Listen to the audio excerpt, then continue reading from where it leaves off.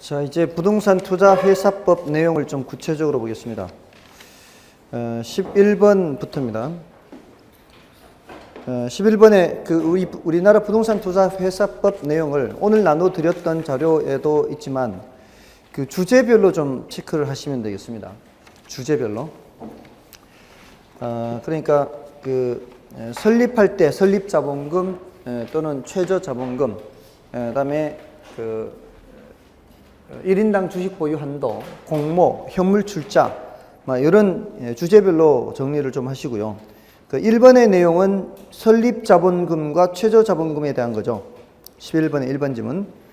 자기관리 부동산 투자 회사는 설립자본금은 10억 원 이상으로 하며 최저자본금 준비기간이 지난 자기관리 부동산 투자 회사의 자본금은 70억 원 이상이죠. 이거는 이제 실체형이니까 이런 것이고, 명목형은 5억, 50억 이렇게 기억하시면 되겠죠. 그 다음에 2번은 공모에 해당하는 겁니다. 공모. 일반의 청약에 제공하여야 한다. 공모. 이것은 영업인가를 받은 날부터 1년 6개월 이내에 발행하는 주식 총수의 100분의 30 이상을 일반의 청약에 제공해야 되죠. 근데 이게 구조조정 리츠는 예외라고 그랬죠. 이거는 이제 예외고, 다음에 대통령령이 정하는 주주들, 국민연금공단 같은 대통령령이 정하는 주주들이 단독 또는 공동으로 30% 이상을 인수를 하면은 이미 뭐를 했다고 보는 거예요? 공모를 했다고 보는 거예요. 그게 이제 하나 예외 규정이 있고요. 자, 근데 이제 오늘 나눠드렸던 자료에서는 예외의 A죠. A. 개발 전문 부동산 투자 회사라는 게 있죠. 개발 전문 부동산 투자 회사는 설립할 때 이미 개발 사업에 투자 운영할 목적으로 설립한 개발 전문 부동산 투자 회사예요. 설립할 때부터 이미 목적이. 그러니까 얘는 주로 하는 일들이 뭐예요? 개발 사업이죠. 근데 개발 사업이라는 게 여러분들 공법에서 나오죠. 이 개발 사업은 인허가를 받아야 되지 않나요? 인허가 받아야 되죠. 자, 그런데 지금 우리 부동산 투자 회사는 설립할 때는 발기 설립이죠. 인가 설립 아니죠. 그 다음에 뭐는 받아야 된다고 했어요? 영업인가는 받아야 돼요. 자, 영업인가 받아야 되는데, 영업인가 받고 나서 1년 6개월 내에 일반의 청약에 제공해야 되고요. 얼마를? 30% 이상을. 그죠? 자, 그런데 지금 이 개발 전문 니츠는 그거와는 별도로 영업인가는 받아도 사업의 인허가를 못 받으면은 사업을 진행을 할 수가 없죠. 사업을 진행을 할 수가 없는데 거기에다가 1년 6개월 이내에 30% 이상 공모해라 이러면 말이 안 되는 거예요. 그러니까 얘네들은 이 영업인가 후 1년 6개월이 아니고 언제 이후 1년 6개월? 개발 사업의 인허가 후 1년 6개월이야. 어때? 됐나요? 개발 사업의 인허가 후 1년 6개월 내에 뭐를 하면 되는 거예요? 공모를 하면 되는 거예요. 그게 바로 거기 있는 A 내용이에요. A 내용. 개발 전문 부동산 투자 회사는 인허가가 있은 날부터 1년 6개월 이내 공모해야 돼요. 근데 그것도 이제 원래 12월 31일까지는 일반의 청약에 제공하여야 하는 주식은 발행되는 주식 총수의 20% 이상이에요.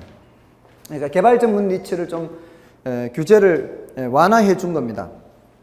자, 그렇게 하면 이제 깊게 들어가는 거고요.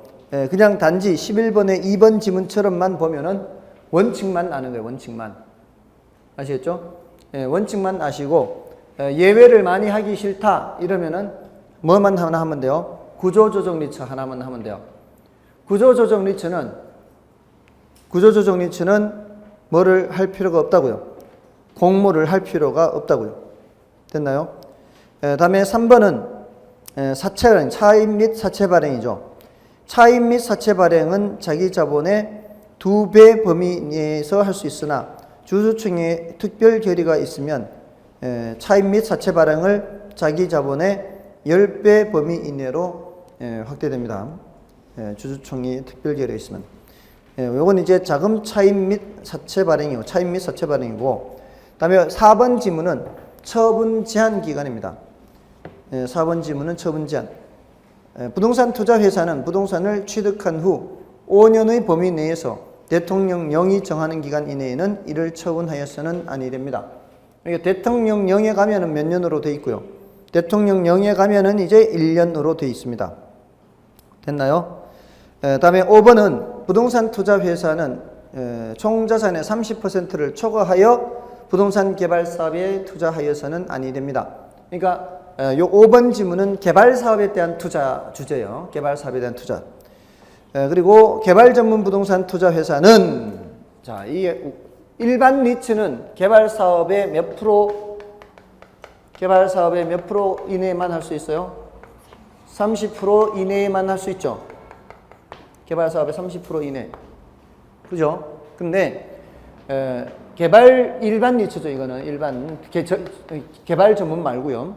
개발 전문은 얼마까지 할 수 있어요? 70% 이상. 70% 이상 가능합니다. 아, 맞다. 이거 좀 전화한다는 게 깜빡했네. 국토교통부 직원한테. 저게 왜 70% 이상인지 저 궁금했는데. 깜빡깜빡하네.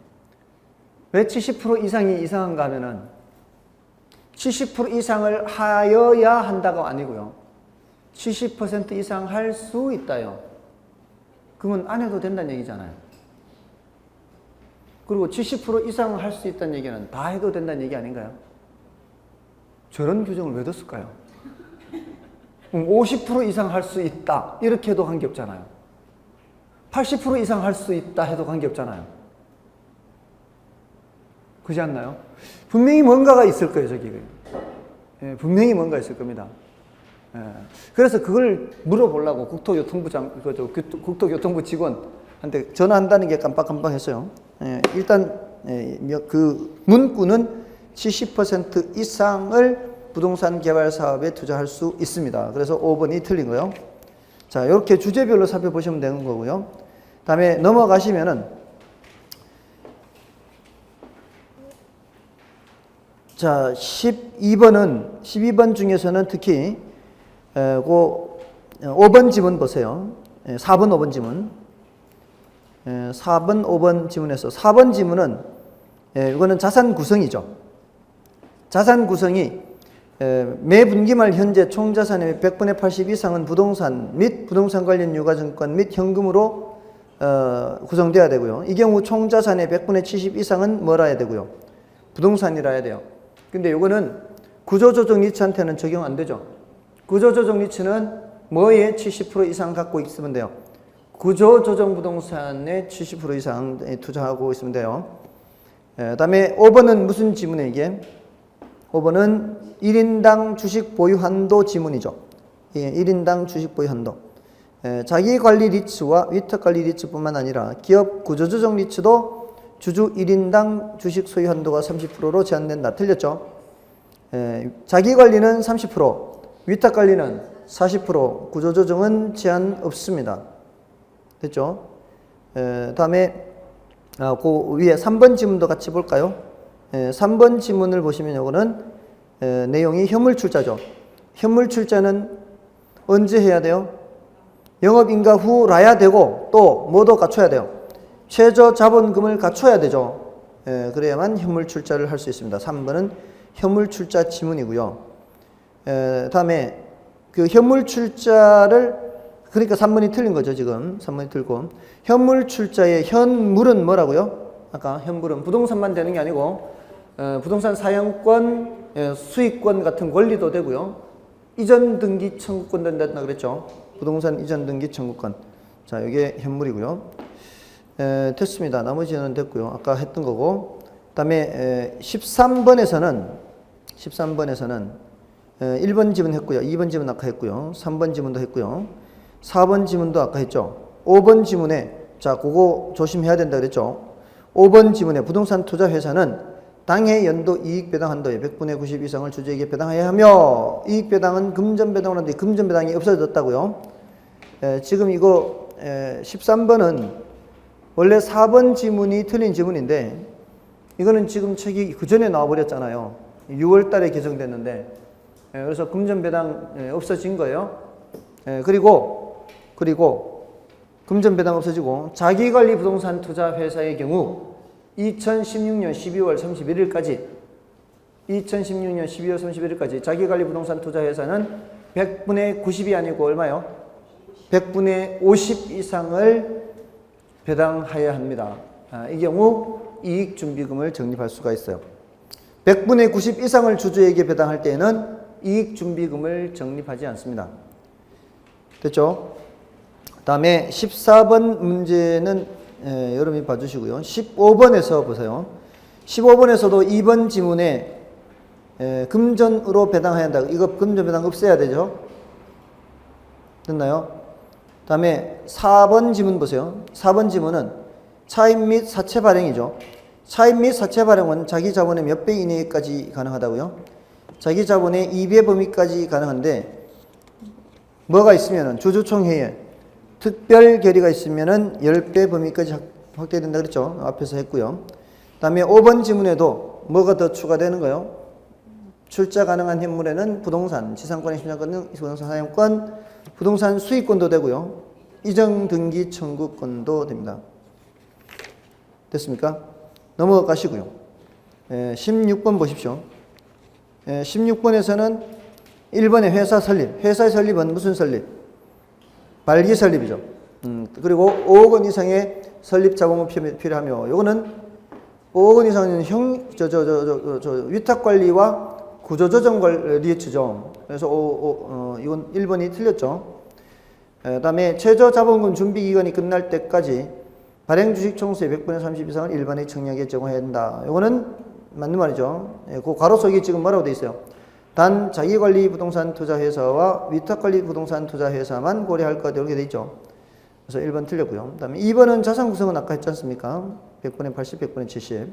다음에 1인당 주식 소유 한도, 이것도 100분의 30과 100분의 40 두 가지죠. 틀렸고요. 다음에 합병의 경우에는 부동산 투자회사는 부동산 투자회사가 아닌 회사와 합병할 수 있다. 합병할 수 있다. 네, 틀렸죠. 이게 4번 틀렸고요. 그럼 합병은 누구하고 해야 돼요?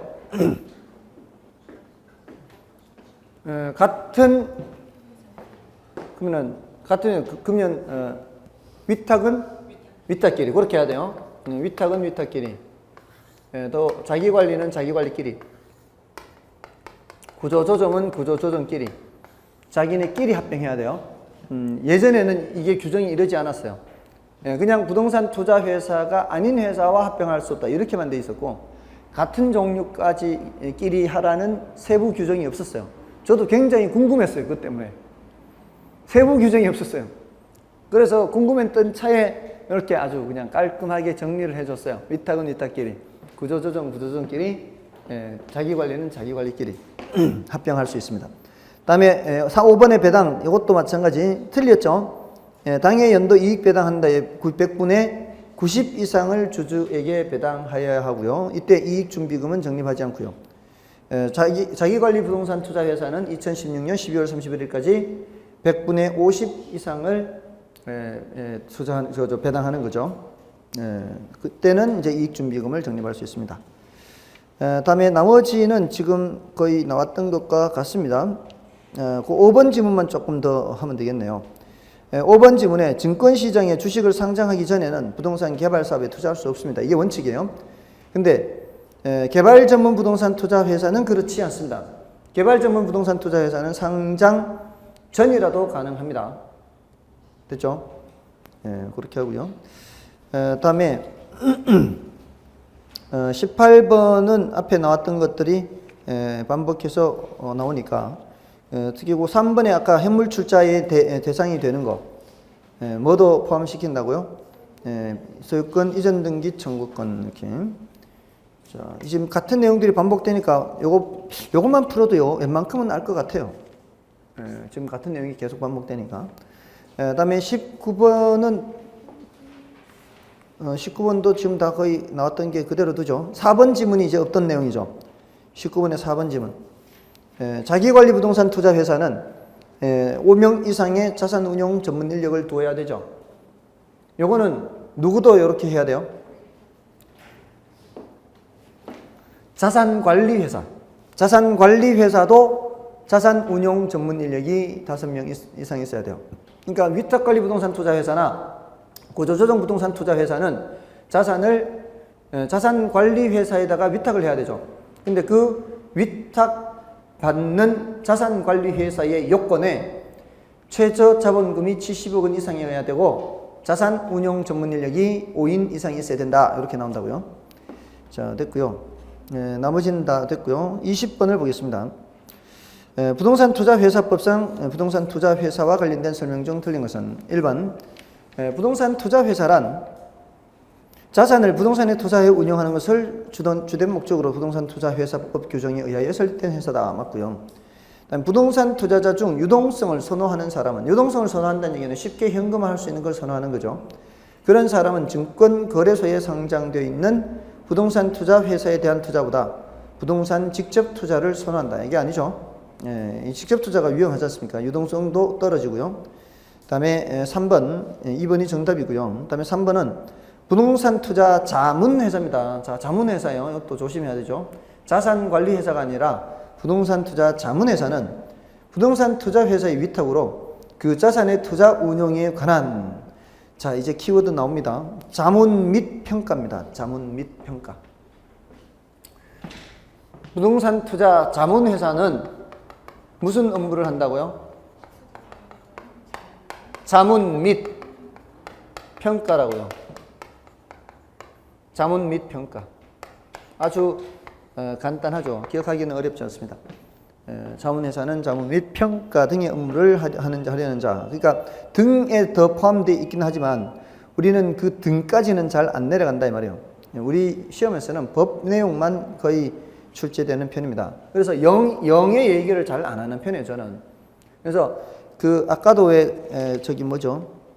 18번의 2번 지문에서처럼 기업 구조조정 부동산 투자회사는 취득한 부동산을 5년의 범위 내에서 대통령령이 정하는 기간 동안 처분할 수 없다. 보통 이렇게 하고 말거든요. 대통령령에 가니까 모두 1년 이렇게 돼 있죠.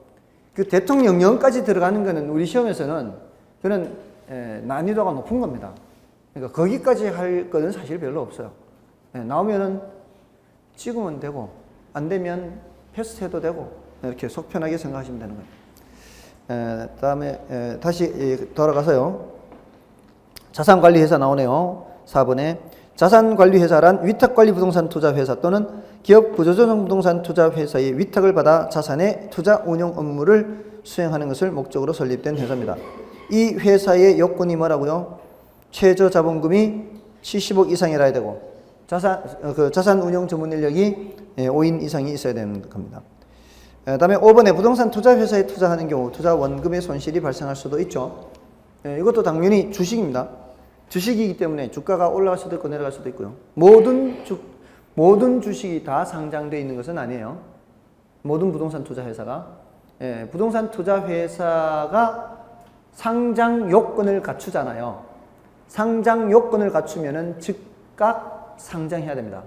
즉각. 근데 지금 상장되어 있는 회사는 많지는 않아요. 이렇게 한 10개 정도 남짓 있어요. 여러분들 신문 보시면은 매일 아침에 신문 보시면은 그 주식 시세표 있죠. 주식 시세표에 주가가 쭉 나오잖아요. 업종별로 나오잖아요. 이렇게 나오고 맨 뒤쪽에 코스닥 넘어가기 전에 그 중간에 보면은 리츠가 있어요.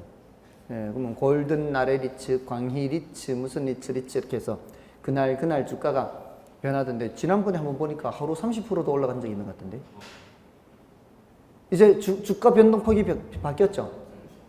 30%잖아요. 그러니까 잘 먹을 수 있으면은 그날 하한가 떨어졌을 때 사가지고 상한때 가면은 엄청나죠. 60%인가요? 맞아요? 60% 먹는 거라고요? 천만에요. 훨씬 더 먹습니다. 100원으로 출발했는 그날 전날 종가가 100원이에요. 그러면은 그날 하한가 맞으면 어떻게 해요? 하한가만 70원이죠. 하한가 맞았다 상한가 가면 어떻게 해요? 130원이에요. 그럼 70원에 사서 130원 된다고요. 이게 60%라고요? 예? 어떻게 해요? 그거를 가정을 최저가 때 매일 지불해서 예. 상을 쳤을 때 팔았다는 가정이 되면 예. 중간에 주가가 진동을 할 때 예. 팔았다 샀다를 계속하면 더 올릴 수 있죠. 죄송합니다. 거기까지는 생각 못했습니다. 그렇다면은 이 구조 아니라도 지금도 충분히 가능한 거죠. 지금도. 예, 그냥 이거는 딱 그 시점을 잡았을 때 얘기고, 올라갔다 떨어졌을 때 또 이매입했다가 또 위로 올라가면은 더 올라갈 수도 있죠. 어쨌든 하한가에 사서 상한가에 파는 경우 이제는 그냥 60%가 아닙니다. 70분의 60이죠. 70분의 60 먹었잖아요. 70원에 사서 130원이니까 70분의 60이면 얼마입니까 도대체? 90% 가까이 되죠? 80 몇 프로예요. 7, 8, 6, 80한 85%, 86% 정도. 하루 86% 먹을 수 있어요. 이론적으로. 맞잖아요. 그렇습니다. 지금 현재 제가 이거 시작하고 상한가 30% 상한가 난 종목이 몇 종목 되나요? 거의 안 나는 거. 몇 번 봤어요 저는. 잘 안 나더라고요. 이전보다는 상한가가 별로 없죠. 아무튼 몇 번 상한가 났는 거 봤는데 그거 제가 좀 보던 주식인데 아깝더라고. 자, 어쨌든 원금 손실이 발생할 수 있습니다. 됐고요. 다음에 21번에 이제 여러분이 오시고요. 자, 22번부터는 이제 한국주택금융공사의 업무에 대한 겁니다. 22번은 그 한국주택금융공사의 업무인 것으로만 짝지은 것은 있죠. 주택저당증권 발행, MBS 발행, 이거 업무 맞나요? 맞죠? 그 다음에 부동산투자회사법상 부동산투자회사의 신용보증. 부동산투자회사의 신용보증.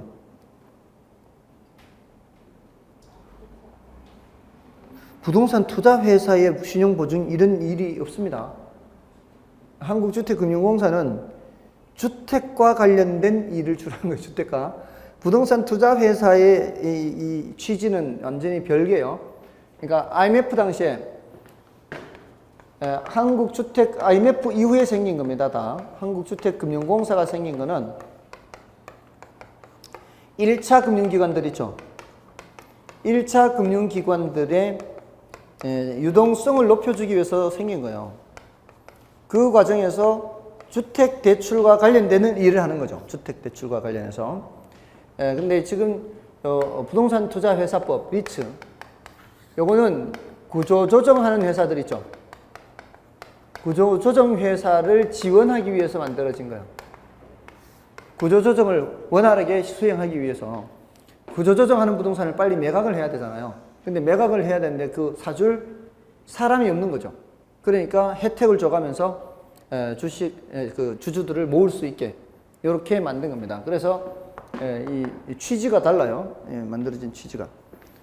다음에 주택건설 사업자가 선분양한 주택의 완공 보증돼 있죠. 맞나요? 이건 누가 보증하는 거예요? 예? 아, 그거 써놨네 제가. 주택도시보증공사에서요. 주택도시보증. 원래 대한주택보증이었거든요. 근데 이제 주택도시보증공사가 7월 1일부터 발주했어요. 자, 이게 주택도시보증공사는 예전에 대한주택보증이라는 거 있죠. 대한주택보증이라는 그 회사가 업무 영역이 넓어지면서 새로 이 명칭이 이렇게 바뀌었어요. 그래서 개인 같은 경우에는 그 보증금 있죠. 전세보증금. 전세보증금 반환 보증이에요. 전세보증금. 이런 것도 해요. 전세보증금 반환 보증. 전세보증금 못 받을 수도 있잖아요. 경우에 따라. 이거 반환 보증을 해요. 개인한테는. 이거 괜찮죠? 혹시라도 집값이 많이 떨어지거나 주인이 뭐 저거 할 때 이런 게 있고요. 또 이 주택 완공 보증 이런 거를 이제 다 해요. 주택도시보증공사가. 자, 그래서 그쪽으로 넘어갔고요. 디귿의 업무는. 그다음에 주택 수요자가 금융기관으로부터 대출을 받는 경우에 신용보증. 요거는 가능하죠. 금융위 대출 받는 경우에 신용보증 이런 거는 합니다. 그다음에 23번으로 가시고요. 주택연금제도입니다. 한국주택금융공사의 주택연금제도에 대한 설명이다. 틀린 것은 일반 소유주가 60세 이상이라 해야 되죠. 1세대 1주택자이면 원칙적으로 대출을 받을 수 있고요. 주택연금은 가입자가 선택하는 일정한 기간 동안 지급받을 수 있죠. 2번은 확정기간 방식입니다.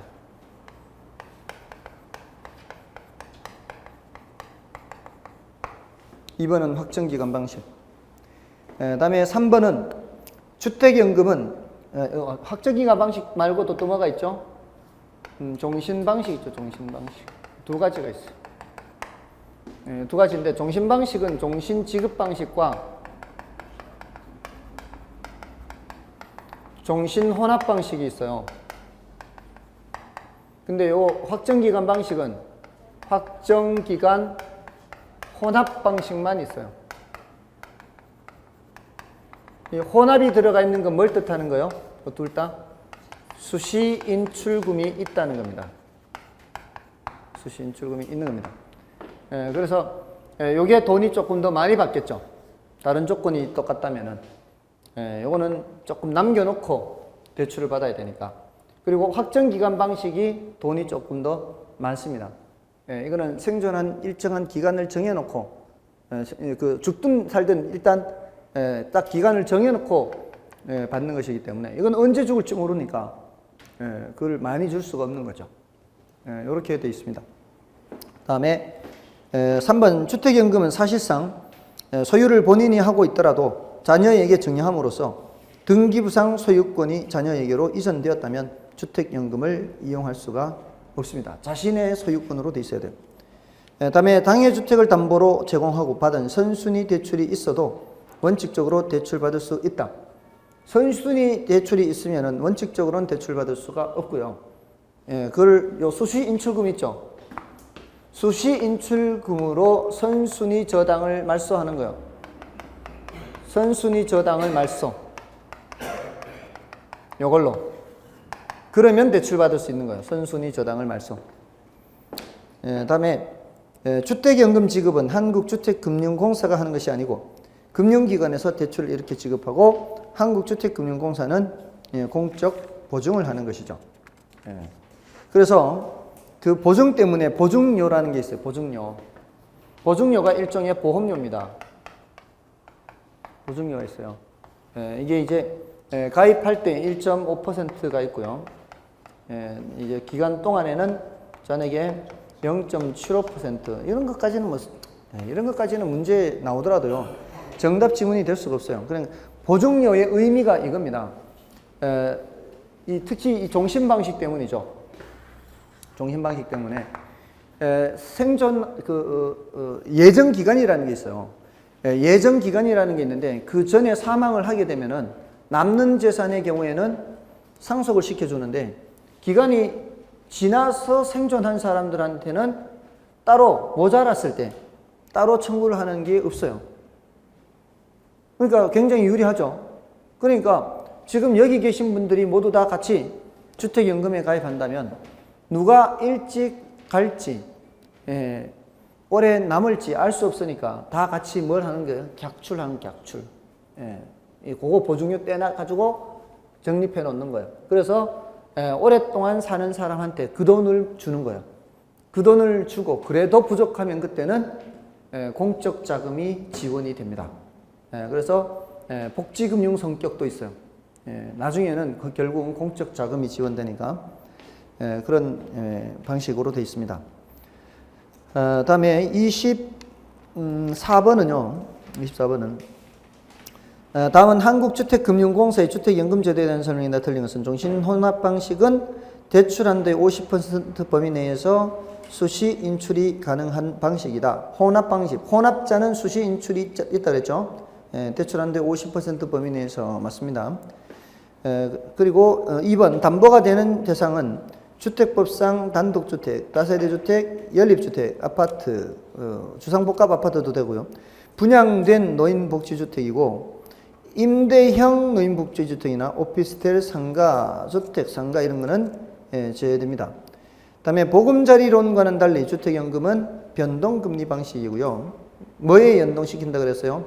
CD 수익률이나 코픽스 지수에 연동시킨다 그랬죠.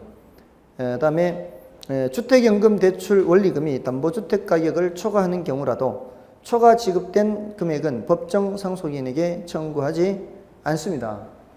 그리고 담보주택 가격이 주택연금 대출 원리금을 초과하는 경우라도 원리금 상환 후 남은 잔여액은 법정 상속인에게 상속되지 않는다. 상속되죠? 5번이 틀렸죠. 남는 거는 상속되고 모자라는 거는 청구하지 않고요. 자, 근데요. 만약에요. 이 사람이 당해세, 국세 있죠, 당해세. 요거를 제대로 안 냈어요. 요거를 제대로 안 내서 경매할 때 이게 제일 먼저 빠져나가죠. 그 다음에 임금을 체불했어요. 체불임금. 이런 것들은 제일 먼저 빠져나가는 것들 아닌가요? 경매됐을 때. 이런 것이 먼저 빠져나가는 바람에 이 사람의 원리금을 다 못 갚을 때에는 그때는 그 사람의 다른 재산에 청구할 수 있어요. 상가도 있을 수 있잖아요. 이 사람 그 담보된 주택 말고 뭐 상가도 있을 수도 있고 토지도 있을 수 있잖아요. 그런 데다가 청구할 수 있다고요.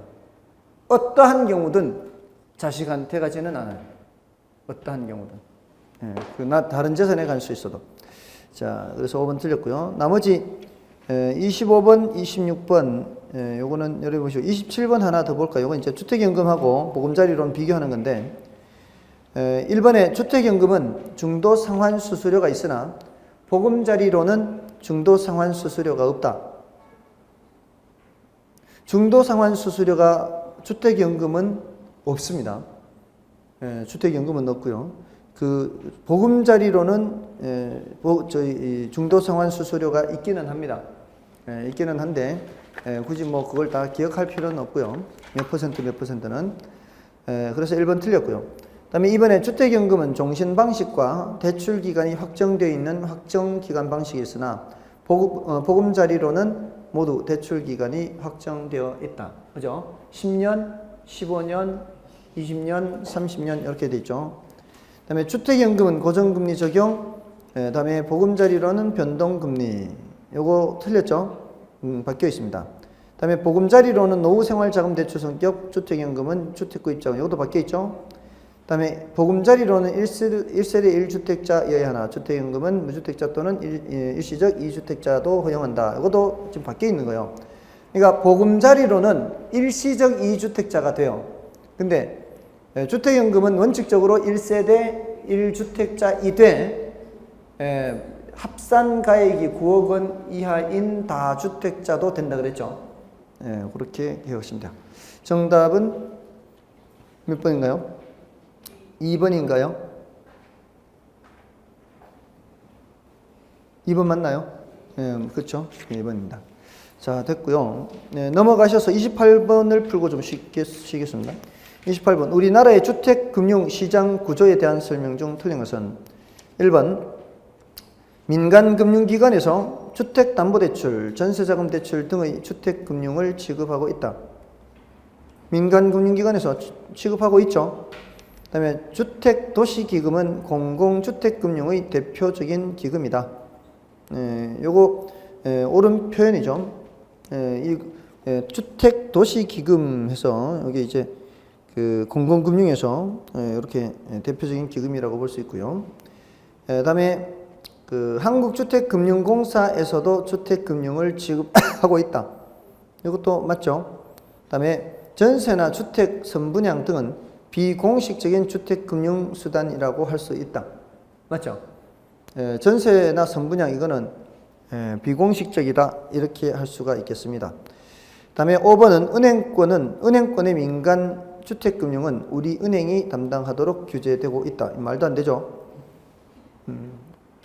이게 우리 은행이요. 여러분들 그 주택 채권, 국민주택 채권 있죠? 채권을 매입하면은 이거 거의 대부분 할인하죠, 이거. 요즘 최근에 할인해 보신 분 계시나요? 얼마 정도 할인이 되죠? 아, 이거 잘 모르겠구나, 참. 할인을 하면은 100만 원짜리를 할인을 하면은 예를 들어 20만 원을 깎고 얼마를 돌려주는 거예요? 80만 원을 돌려주죠. 예를 들어 자동차 1억짜리 사는데 채권을 100만 원씩 사야 된다. 너무 적나? 자동차 1000만 원어치 사는데 1000만 원어치 살 때 채권을 100만 원어치 사야 된다. 그러면은 1100만 원 들고 가서 1100만 원 들고 가서 자동차 1000만 원 사고 이거 채권 100만 원 사고 그 자리에서 채권은 팔고 얼마 돌려받아요? 80만 원 돌려받죠. 그럼 1100만 원 들고 가서 80만 원 다시 가지고 오니까 얼마 쓰고 온 거예요? 1020만 원 썼잖아요. 그러니까 애초부터 얼마 들고 가는 거예요? 애초부터 1020만 원 들고 가서 채권 100만 원치 샀다 치고 그냥 퉁치고 오는 거예요. 보통 그렇게 하죠. 그 할인 금액만 얘기하기 때문에 잘 모르는 거예요. 얼마, 채권을 얼마치 샀는지를. 요 금액이 어디로 들어가는지 아시나요? 요 금액이 20만 원 할인된 게, 요 할인된 금액이 국민주택기금으로 들어가요. 그 주택법에 근거가 있죠. 국민주택기금으로 들어가서 그걸로 그 공공주택을 건설하거나 이 국민임대주택 있죠. LH공사에서 그 국민임대주택을 건설하거나 하는데 사용됩니다. 그 국민주택기금의 재원이 이게 제일 많아요. 이게 채권 할인 금액. 요 할인액이 들어가요. 이게 국민주택기금. 그리고 여기에 또 뭐가 들어가는가 하면은 그 청약예수금 있죠. 청약예수금. 이런 것도 여기 들어가요. 국민주택기금에. 채권 할인액도 들어가고요. 또 복권 같은 거 있죠. 복권 수익.